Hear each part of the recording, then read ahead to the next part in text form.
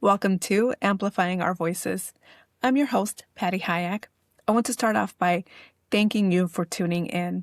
I know there are so many other things that you could be doing, other podcasts that you could be tuning into, but you chose to tune into Amplifying Our Voices today, and for that, I thank you. My next guest is someone who I truly admire. Her name is Matha Vang. She is a consultant and entrepreneur. She has multiple businesses.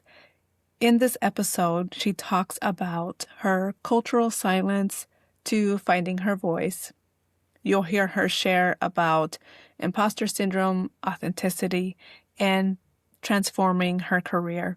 With that, let's tune in. Hi, Matha. Thank you so much for being here today. I am so excited to learn a little bit more about your journey. I'd like to start off with, where does your story begin? Sure.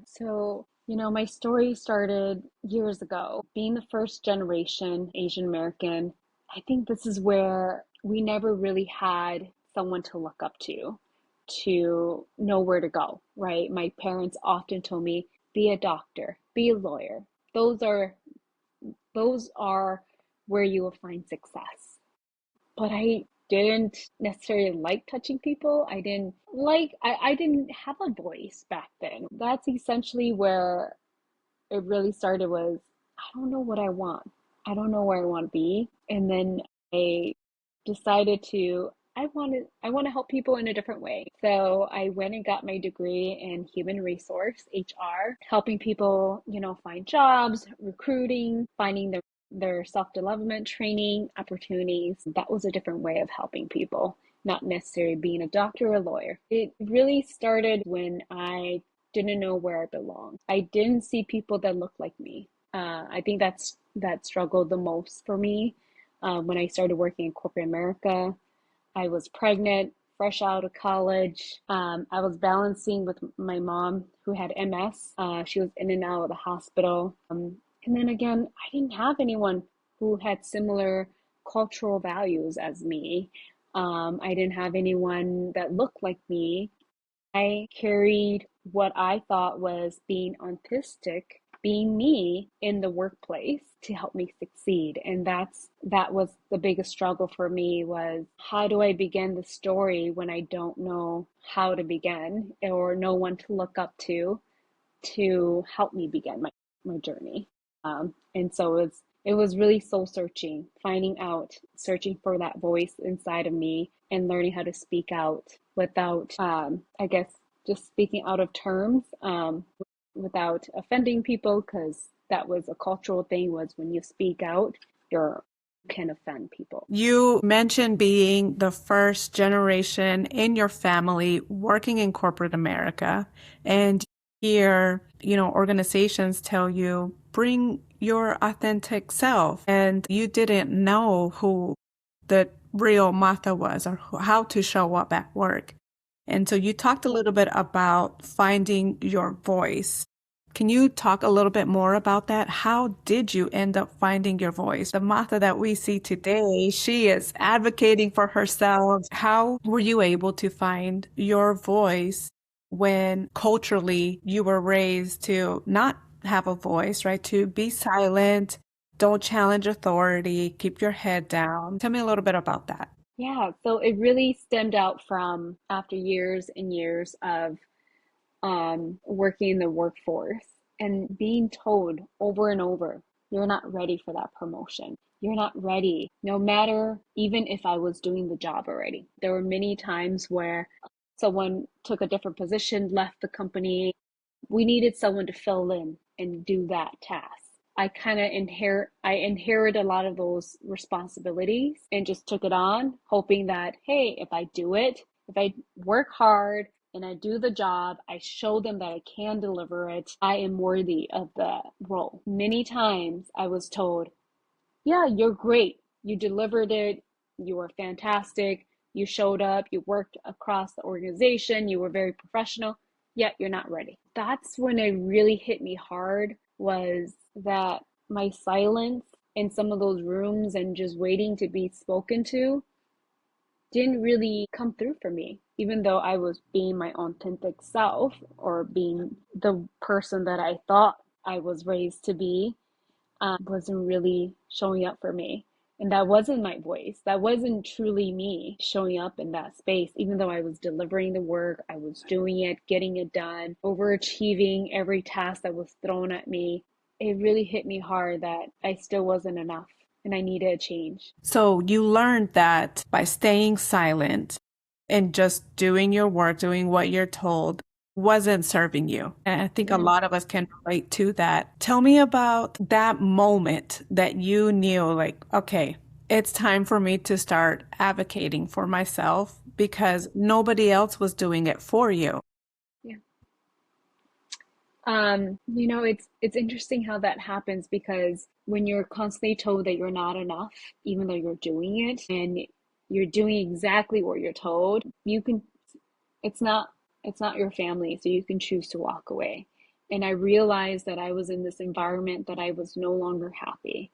It was no longer good for my mental health. And I needed a change. I needed leadership that stood by me and was willing to advocate for me. I needed a team that knew my worth and what I was putting into. And so I decided to leave. I left it all behind and started somewhere new, somewhere fresh. And sometimes I think that's okay, is to reset and find a new environment and let go of what didn't work out. Sometimes it's not you, sometimes it could be the people that you're working with. It's never going to work out if no matter how much you push, if they don't see your value that you put in. And so for me, I knew it wasn't me anymore, uh, and I couldn't influence the situation anymore. And so it was time to make a change.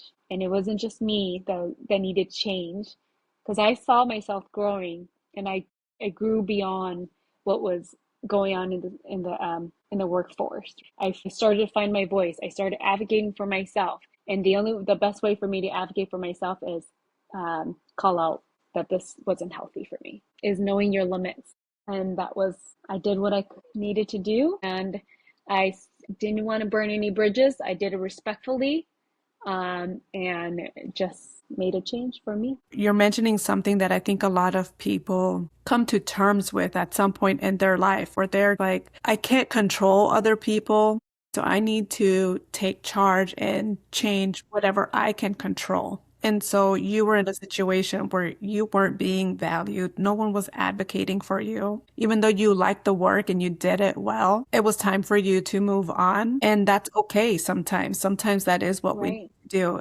I know you've mentioned in the past how mentors have really impacted your life. Can you talk a little bit about what mentorship looks like for you and how that helped you? And so actually mentoring was actually how I found my voice. She laid it on the table for me because I didn't realize that that was what was missing in my growth. And she was like, why can't you just raise your voice? And to me, it was such a cultural shock because I was so embedded this cultural value that I needed to be a certain way to be valued as a woman in the Hmong culture. You can't speak out. You have to wait to eat. You have to be a certain way for them to value as to even see you as a potential bride for their son. These are some of the things my parents have constantly pushed on me. And I can't do this. I can't look that way.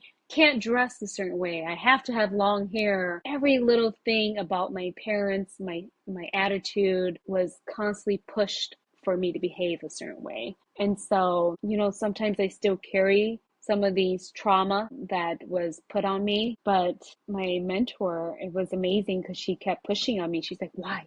Why do you need to do that? You can choose to be bigger than what they have pushed you to be. They made you small. Now let's get big. Let's open up, and why not show who you are? Because I know you're smart. You're amazing. You get the work done. You know the work. You know what's going on. So speak it. Say it, Be authentic, but not culturally authentic, right? Be and show up as who you are, and in the way that you want to be, not the way your parents expect you to be. It was really hard to break that, and it took a while for me to accept that I was more than what my parents raised me to be, right? Or what they wanted me to be. Because I because the fact was I already said no to being a doctor and a lawyer, right? I already started to shed some of those crosses that my parents had on me, and so it was I could do more than what I'd been told to do, and so yeah, I was very thankful for the mentor that volunteered to pick me up, and she really showed me a different light, and she's like, this is what she truly believed in me, and that's when she helped me realize that the environment that I was in wasn't just my only choice. We have a choice to either remove ourselves or keep putting up with what's going on being stuck in that situation or finding growth. It's really your mindset, and that's what she put on me was you can choose, you have the power to. You're not stuck to this one position. We can look elsewhere. There's so many more opportunities out there in the world. It's really the limit that you put in yourself. Are you willing to step out of that comfort zone? And so I was very thankful for that mentorship, and that's exactly where I want to start going, where I'm at today as a consultant, owning my own companies. I want to also inspire others to take on these risks and not just sit there thinking that this is all they have in life. There are more opportunities than what they see in front of them. Yes, I love that because so while I'm not of the Hmong culture, I'm Mexican American, but we have a lot of similarities culturally where it's very family oriented. We don't challenge authority, right? Women especially are taught to shrink. And so Right, it, thank goodness for your mentor because it helped you unlearn all of those things that were so conditioned in us. So I love that you mentioned that, and also someone who understood you culturally. Okay, let's talk a little bit about imposter syndrome. We scan rooms. This is the first thing that you notice. Do other people look like me or sound like me? Tell me about overcoming imposter syndrome. it's something that recently hit me hard because sometimes I don't remember that I am the 1% in the room that possibly looks different until someone mentions it. I often work in a room full of engineers, majority of men. All the teams I manage are all men. And people often, when they see me come in, they're like, hey, Matha, are you note taking today? I'm like, no, I'm here to manage the project. And so people will try to put that stereotype on you when they see you come in the room. And sometimes I feel it. Maybe I don't belong here. Why would they say that to me? One guy thought I lived in Asia, and he was like, what is your time zone there in China? I'm like, I'm not Chinese. I'm here in the US, right? So when people say things like that to you, sometimes I get slapped in the face like, do I belong here? Because a lot of these comments do hit me, and sometimes they affect you because you're like, why would this person ask me this, right? They're not asking anyone else in the room. They're only asking me. Why would they ask me in front of the whole entire room? There's like 30 people on this call, and they're calling me out, Right. right? And so it's like, is it because I'm the only woman on the call? Is it because I'm the only Asian on the call? Hmm. I'm not sure. And so there are moments where I reflect on, I don't know why, but it does bounce around your head. You're like, why would this person say this to me? And sometimes I don't feel like I measure up. Or do I belong in this room with all these men, all these engineers? But you know what? I'm actually really good at what I do. I deliver results. This is why they bring me in. I am brought in as a consultant to deliver the project and exit and then get it done. So many people have contacted me, referred me, asked me by name from other consulting firms. And I have recruiters coming out to me, offering me money or more money just so I can take on their projects. And so to me, it's like, even though there are these slight comments that are made while I'm in these projects, I have to remember that they see me more than my name or my color. They see the value that I bring onto the team. With having this imposter syndrome, there are moments where I do feel like, man, maybe I need to go back and get my doctorate degree. Maybe I'm not good enough to be here, or maybe I have to go get another certificate so I could belong in the room. But I don't. I don't need all this. I just have to remember I am good enough. Don't let these comments get to you. Again, it's a mindset thing. People are making assumptions. Could be rude, disrespectful comments, but people have their moments. He did apologize afterwards, after he said that. Sometimes people don't realize what they're saying until they say it. Right. And so I've had a lot of people apologize to me afterwards, after saying some things to me. Because I called them out, right? I used my voice. I was like, excuse me. Thank you for sharing that. I do feel like we do have a responsibility to call people out when they're saying things that, maybe may not have necessarily thought about or thought it through. Right. I truly believe that we belong wherever we are. So these opportunities that came to you, you were invited a seat at the table for a reason. So when you have a seat at a table, it is your duty to speak up and use your voice. That is why you were invited there, and that is why you have these opportunities coming to you. So good for you, Martha. You wear many different hats, right? You're an entrepreneur, a consultant, a mother, a wife, so many things. How do you balance it all? The secret is seasons. I have different seasons, and people think I do it all at once. I really don't. I have different phases where I go in. I see my life as a project plan, and I have phase where I go in. So in 2020, when we went through COVID, it was when the life shift for many, many folks all over the world. We went from being in person to this distant learning. And I started to explore a different route. That's when I started to explore, okay, if I can't go in person to go work, what are other things can I do? How do I bring in revenue? We have family, we have responsibility of home, mortgages, bills that we have to upkeep and pay for no matter what stage in life we are at. But we have bills to pay. And so it's like, how do I explore other avenue to bring in income? And so that's when I started to explore, okay, entrepreneurship. What can I do with that? How can I make money without being in person? Mhm. How do I navigate that? I started to study, with ChatGPT, with Google, there's Copilot. There's so many different tools out there available now that we can find answers. You don't have to attend a workshop to find out how to start a business. You could. I do it because I like to go network. I like to go talk to people and find out what worked for them and how they got started. Mhm.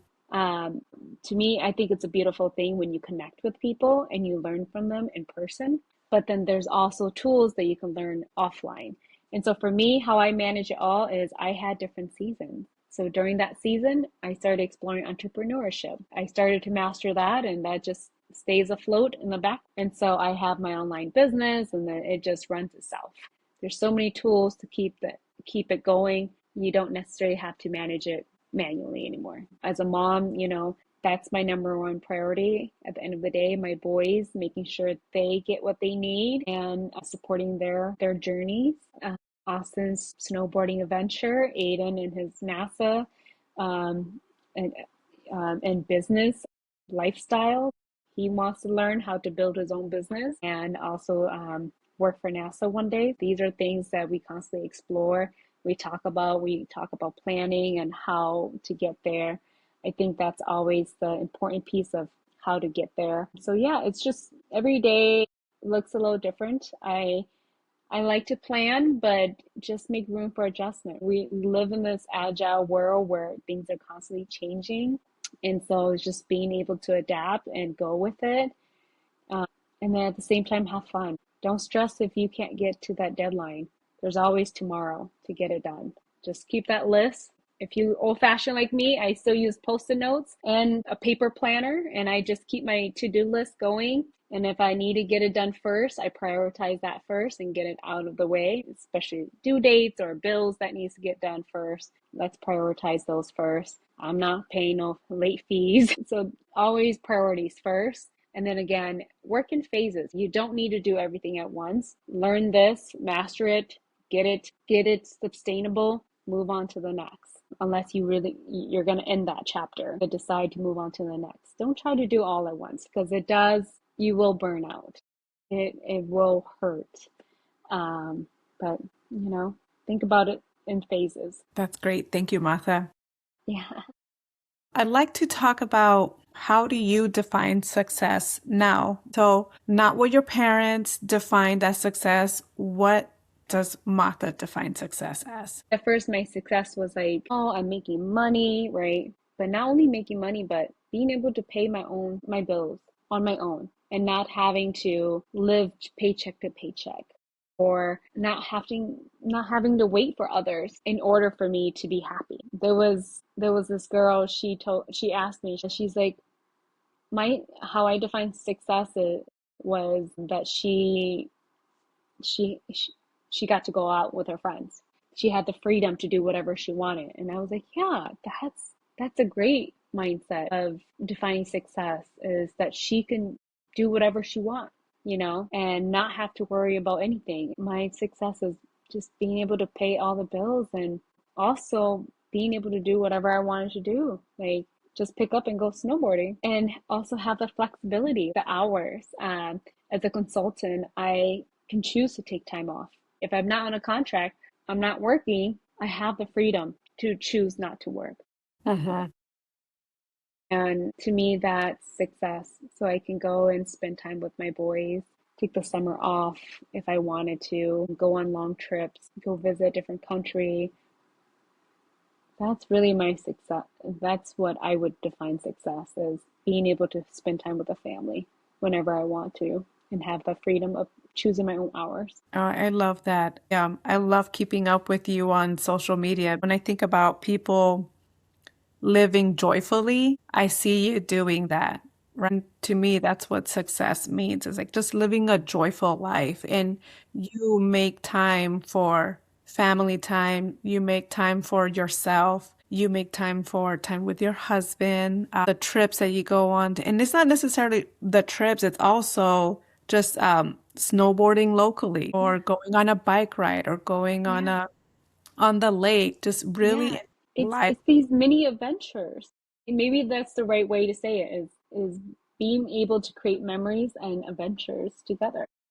I love that. That's beautiful. Thank you. So we talked a lot about career. What advice would you have for someone starting their career? What advice would you give them? Um, you know, my biggest advice for someone who is just starting out, who's looking for a job. I had this recent conversation with my nephew because he's at the stage of his life where he wants to settle down. He's done trying to be a content creator. He's done, party, and he needs to get a job and he wants to get married and settle down. And so my advice to him was, you're not behind.